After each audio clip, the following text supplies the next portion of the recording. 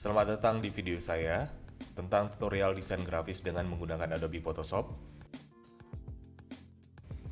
Kali ini saya akan menjelaskan langkah-langkah bagaimana caranya membuat cinemagraph dengan menggunakan timeline pada Photoshop. Untuk memulai, saya siapkan dua file gambar.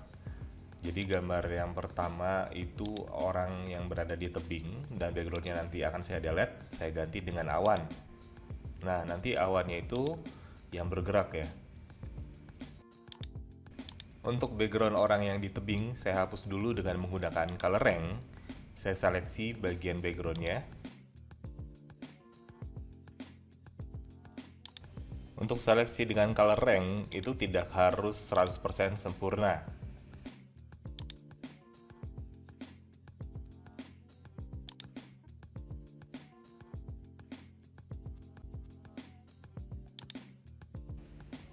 Nah, dari hasil seleksi color rank, kita bisa perbaiki. Kita haluskan dulu dengan select and mask agar tampilan pada beberapa bagian ya, ada orang yang duduk ya, itu terlihat lebih halus. Klik OK dan kemudian kita masking. Oke, saya masking, Ctrl I untuk invert karena terbalik ini warnanya ya, yang hilang malah orangnya. Nah, bagian yang bolong-bolong kita gunakan brush warna putih pada layer maskingnya. Kita drag. Nah, untuk bagian yang terlihat ya, saya hide backgroundnya, kelihatan itu. Kita hapus dengan warna hitam ya, brush warna hitam. Drag. Nah, sampai bersih. Kalau sudah bersih, nah, saya munculkan kembali backgroundnya. Saya paskan. Setelah itu duplikat layer awannya.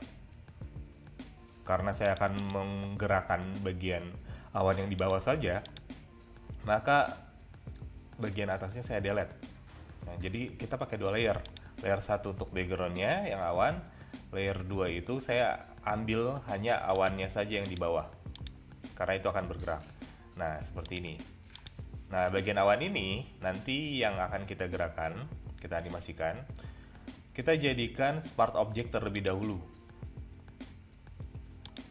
Oke. Saya munculkan window timeline-nya, create video timeline, dan kemudian, nah, pada layer 1 copy, buka layer, klik kanan, convert to smart object. Oke. Kenapa harus jadi smart object terlebih dahulu? Alasannya, karena akan terjadi perubahan bentuk atau transform. Jadi perubahan bentuk pada animasi di Photoshop itu harus diubah terlebih dahulu menjadi smart object. Nah, jadi kita bisa ubah perubahan gambarnya dari gepeng ke lonjong misalkan. Nah, itu harus jadi smart object terlebih dahulu. Saya buka layernya dan kemudian jangan lupa nanti diaktifkan transform toolnya.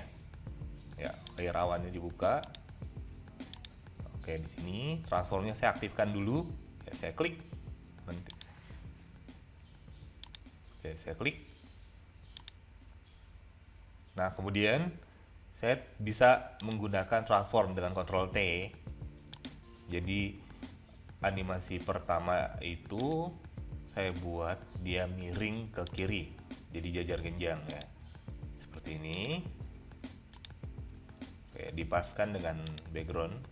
Jadi jangan sampai ada yang kelewat bagian putihnya. Kalau sudah, tekan enter. Kemudian saya geser timelinenya di timeline terakhir dan kemudian Ctrl T lagi dan buat kebalikannya ya, transformnya jadi jajar genjang tapi arahnya ke kanan, dan sudah jadi. Lihat pergerakan animasinya. Keyframe pada timeline bisa kita geser ya pada timeline transform jika terlalu lambat pergerakan animasi di awannya. Jadi bagian yang jauh itu pergerakannya terlihat pelan, yang dekat terlihat lebih kencang awannya. Nah, itulah alasan kenapa tadi dibuat jajar genjang. Nah, kemudian dikecilkan, animasinya dipaskan. Jangan lupa setelah selesai membuat animasi, group layernya. bisa juga dengan menekan Ctrl G. Alasannya kenapa di grup? Agar animasinya bisa tersimpan. Jadi setelah kita duplikat layer yang di grup, animasinya tidak perlu dibuat ulang. Nah, setelah diduplikat atau Ctrl J ya pada layer yang di grup, itu kita tinggal geser aja. Lihat hasil duplikatnya kita geser, itu awannya sudah bergerak ya, karena hasil kopian dari grup yang tadi.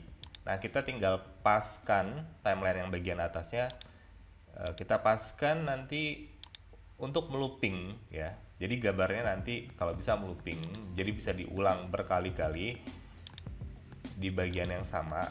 Jadi mau sejam, mau 2 jam ya terlihat ya gitu-gitu aja. Jadi kita harus pasin alur loopingnya. Untuk ngepasin, kita atur timeline yang bagian atasnya, kita geser ya, bagian atas timeline. Nah, ini loopingnya udah cocok. Nah, karena loopingnya sudah cocok, oke. Nah, ini hasilnya jadi. Nah, hasilnya kita bisa simpan dalam bentuk video, tapi wajib harus menginstal QuickTime dulu, atau kita ekspor ke GIF.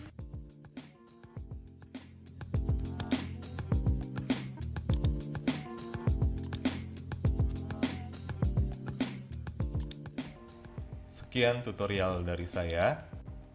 Silakan tonton video tutorial dari saya lainnya. Terima kasih sudah menyimak.